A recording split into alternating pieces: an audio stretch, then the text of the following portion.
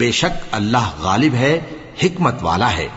اور جو لوگ ایمان لائے اور عمل نیک کرتے رہے ان کو ہم بہشتوں میں داخل کریں گے جن کے نیچے نہریں بہ رہی ہیں، وہ ان میں ہمیشہ ہمیشہ رہیں گے، وہاں ان کے لیے پاک بیویاں ہیں اور ان کو ہم گھنے سائے میں داخل کریں گے۔ مسلمانوں، اللہ تم کو حکم دیتا ہے کہ امانت والوں کی امانتیں ان کے حوالے کر دیا کرو، اور جب لوگوں میں فیصلہ کرنے لگو تو انصاف سے فیصلہ کیا کرو۔